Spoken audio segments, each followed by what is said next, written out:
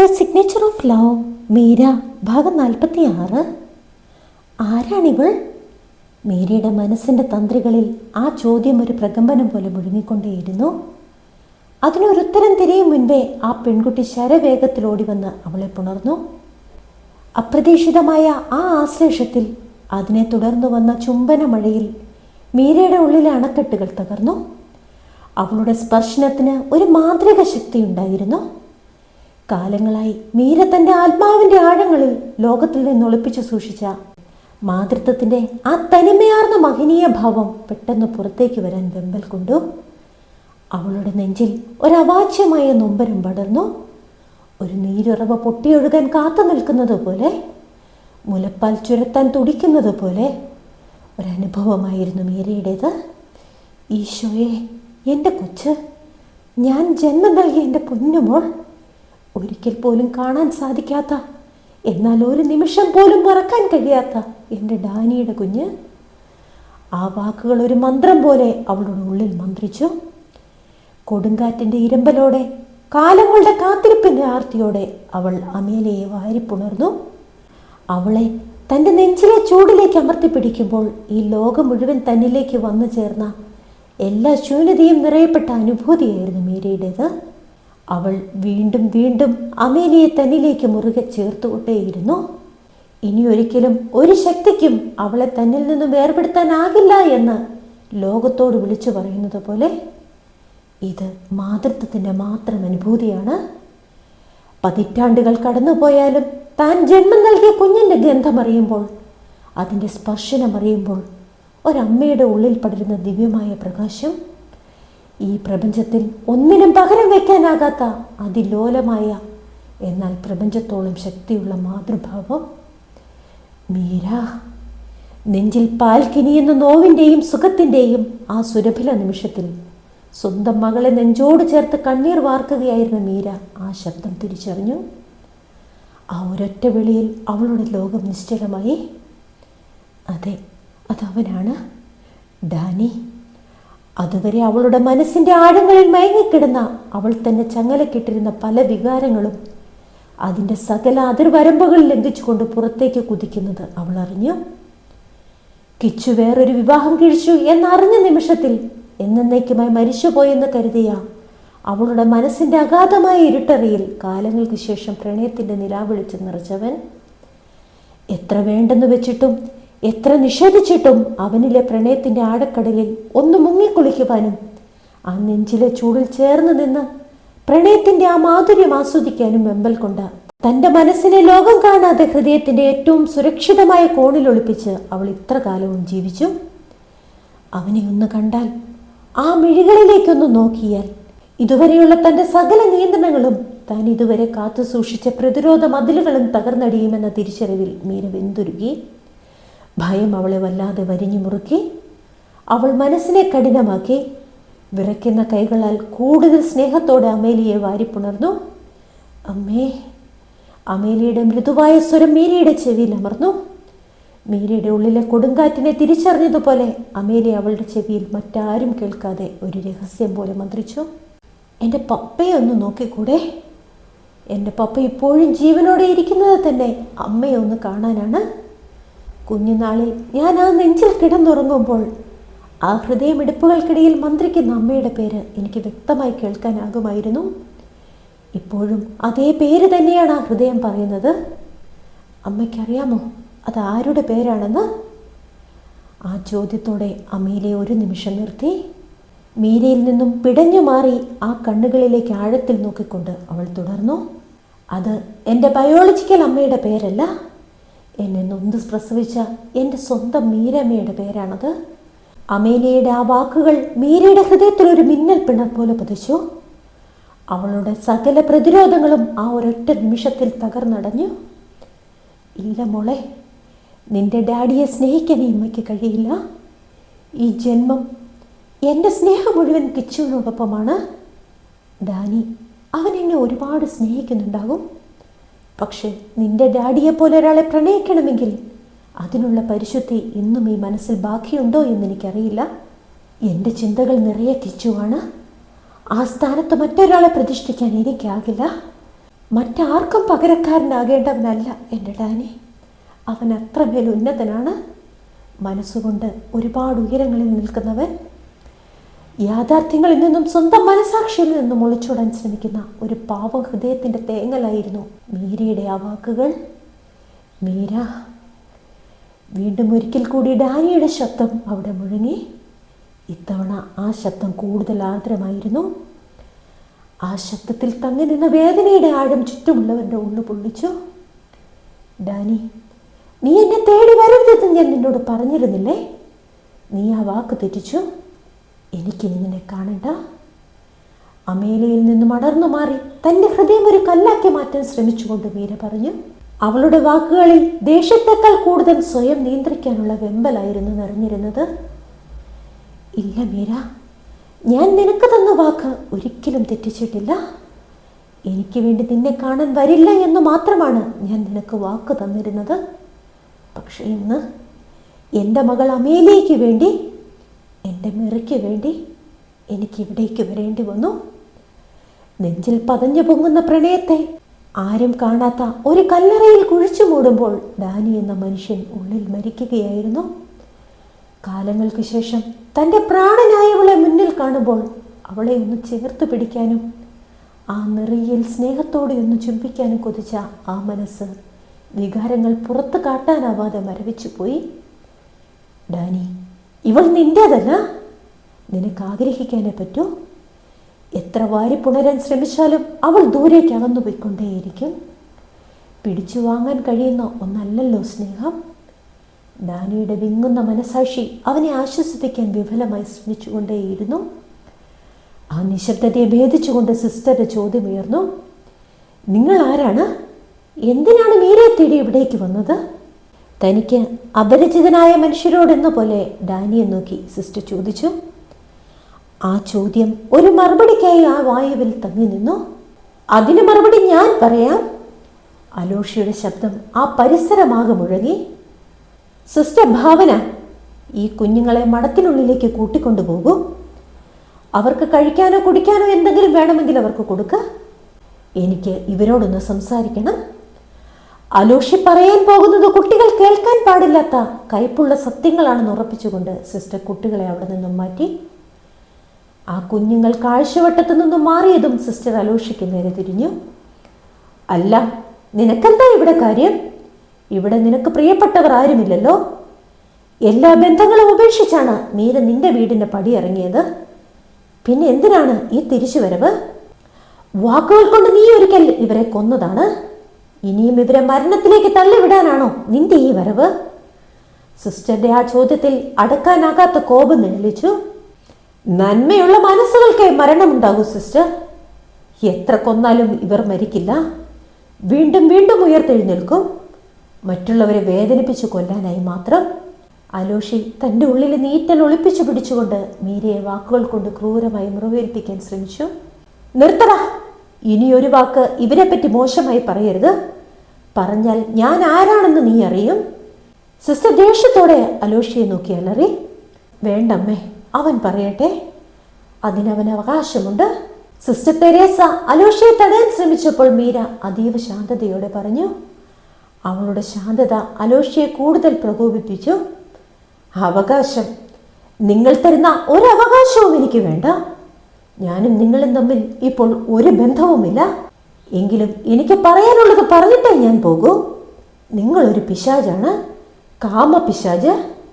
പുരുഷന്റെ നിഴല് കണ്ടാൽ ആർത്തിയോടെ അവനെ പ്രാപിക്കാൻ ഓടി നടക്കുന്ന പിശാച്. ഇത്രകാലം നിങ്ങളെയാണല്ലോ അമ്മയെന്ന് വിളിച്ചത്. അതോർക്കുമ്പോൾ എനിക്ക് എന്നോട് തന്നെ ലജ്ജ തോന്നുന്നു. അലോഷി കോപത്താൽ വിറച്ചുകൊണ്ടലറി. ആ വാക്കുകൾ മീരയുടെ ഹൃദയത്തിൽ തറച്ചെങ്കിലും അവൾ നിശബ്ദയായിരുന്നു. മിണ്ടിപ്പോകരുത്. ഈ സ്ത്രീയെപ്പറ്റി ഇങ്ങനെ സംസാരിക്കാൻ നിനക്ക് എന്താ അവകാശം? സിസ്റ്റർ തെരേസയുടെ ശബ്ദം അലോഷിയുടെ ശബ്ദത്തെക്കാൾ ഉയരത്തിൽ മുഴങ്ങി. അവർ അവൻ്റെ കണ്ണുകളിലേക്ക് രോക്ഷത്തോടെ നോക്കി. പിന്നെ നിന്നോടല്ലല്ലോ ഞാൻ ചോദിച്ചത്. എൻ്റെ ചോദ്യം ഇവരോടാണ്, അവർ തുടർന്ന് ചോദിച്ചു. ആ അന്തരീക്ഷം കൂടുതൽ വലിഞ്ഞു മുറുകി. ഓരോ വാക്കും ഒരു സ്ഫോടനത്തിന് കാതോർക്കുന്നത് പോലെ അവിടെ തങ്ങി നിന്നു. ഞാൻ ഇത്രയൊക്കെ പറഞ്ഞിട്ട് നിങ്ങൾക്കത് മനസ്സിലായില്ലേ? ഇതാണ് എൻ്റെ അമ്മയുടെ കാമുകൻ. പണത്തിനു വേണ്ടി ആ സ്ത്രീ സ്വന്തം ശരീരം വിറ്റപ്പോൾ പിഴച്ചുണ്ടായ ആ പെൺകുട്ടിയുടെ തന്ത. കാലം ഇത്ര കഴിഞ്ഞിട്ടും അയാൾക്ക് അവളെ മറക്കാൻ ഇതുവരെ കഴിഞ്ഞിട്ടില്ല. വീണ്ടും ഒരു കാമകേളിക്ക് ഇവരെ ക്ഷണിക്കാനായി എത്തിയിരിക്കുകയാണ് അയാൾ. അലോഷി! സ്വന്തം മകനിൽ നിന്നും നെഞ്ചു പിളർക്കുന്ന വാക്കുകൾ കേട്ടപ്പോൾ മീര അലറി വിളിച്ചു. അവളുടെ കണ്ണുകളിൽ സങ്കടത്തെക്കാൾ ഉപരി കനൽ പോലെ ജനിക്കുന്ന കോപാഗ്നിയായിരുന്നു. കിടന്നലറണ്ട, ഞാൻ പറഞ്ഞതൊക്കെ സത്യമാണ്. എൻ്റെ ഡാഡി പറഞ്ഞപ്പോൾ ആദ്യം ഞാൻ വിശ്വസിച്ചില്ല. പക്ഷെ ഇപ്പോൾ എല്ലാം എൻ്റെ കൺമുമ്പിൽ കാണുകയാണ്. സിസ്റ്റർ, ഒന്ന് ചോദിച്ചോട്ടെ, എന്തിനാ ഇനിയും ഇവരിവിടെ പിടിച്ചു വെച്ചിരിക്കുന്നത്? ഇറക്കിവിട് ഏതെങ്കിലും ഒരു തെരുവിലേക്ക്. ഇങ്ങനെയുള്ള സ്ത്രീകൾക്ക് തെരുവിലാണ് സ്ഥാനം. സിസ്റ്റർ തെരേസയെ നോക്കി അത്രയും വിളിച്ചു പറഞ്ഞിട്ട് അലോഷി കോപത്തോടെ പുറത്തേക്ക് പറഞ്ഞു. ഹൃദയം തകർന്നുപോയ അവൻ്റെ ആ പോക്ക് കണ്ടപ്പോൾ അമലിൻ്റെ നെഞ്ചിടിപ്പ് പോലും ഒരു നിമിഷം നിശ്ചലമായി. അമൽ അവന് പിന്നാലെ ഓടി. അലോഷി, എടാ, നീ എന്തൊക്കെയാ വിളിച്ചു പറഞ്ഞത്? സ്വന്തം അമ്മയോട് ഇങ്ങനെയൊക്കെ പറയാൻ നിനക്ക് എങ്ങനെ തോന്നി? നീ നിന്റെ അമ്മയെ എത്രമാത്രം സ്നേഹിക്കുന്നുണ്ടെന്ന് എനിക്കറിയാം. എന്നിട്ടും മഠത്തിൻ്റെ ഒരു മൂലയിലെ മരത്തിൽ ചാരി നിൽക്കുകയായിരുന്ന അലോഷി അമലിൻ്റെ ആ ചോദ്യം കേട്ടതും പൊട്ടിക്കരഞ്ഞുകൊണ്ട് അവനെ കെട്ടിപ്പിടിച്ചു. എടാ, എൻ്റെ അമ്മ പാവമാ. അതുകൊണ്ട് തന്നെ എന്നെ വിട്ട് എവിടേക്കും പോകാൻ അമ്മയ്ക്ക് കഴിയില്ല. ആ പാവം ഇത്രയും കാലം എനിക്ക് വേണ്ടി മാത്രമാണ് ജീവിച്ചത്. ഇനിയുള്ള കാലമെങ്കിലും എൻ്റെ അമ്മയ്ക്കൊരു ജീവിതം വേണം. എൻ്റെ വാക്കുകൾ അമ്മയെ അത്രമേൽ വേദനിപ്പിക്കണം. എങ്കിൽ മാത്രമേ എന്നെ ഉപേക്ഷിച്ച് അമ്മ മറ്റൊരു ജീവിതം തിരഞ്ഞെടുക്കൂ. നെഞ്ചിൽ കത്തി കുത്തിയിറക്കുന്ന വേദനയോടെ അലോഷി വിതുമ്പി. സാരമില്ലടാ, എല്ലാം ശരിയാകും. അലോഷിയുടെ പുറത്ത് തലോടി അമൽ അവനെ ആശ്വസിപ്പിക്കാൻ ശ്രമിച്ചു. അതേസമയം മഠത്തിൻ്റെ ഉള്ളിൽ സിസ്റ്റർ തെരേസ മീരയ്ക്ക് നേരെ തിരിഞ്ഞു. മീര, അലോഷി പറഞ്ഞത് മുഴുവൻ സത്യമല്ലെങ്കിലും ചിലതൊക്കെ വാസ്തവമാണെന്ന് നീ തന്നെ എന്നോട് പറഞ്ഞിട്ടുണ്ട്. ഒരിക്കൽ ഡാനിയിലേക്ക് നിന്റെ മനസ്സ് ചാഞ്ഞിരുന്നു എന്ന് പോലും എനിക്കറിയാം. എന്നാലും അതൊക്കെ കഴിഞ്ഞു പോയ കാര്യങ്ങളാണ്.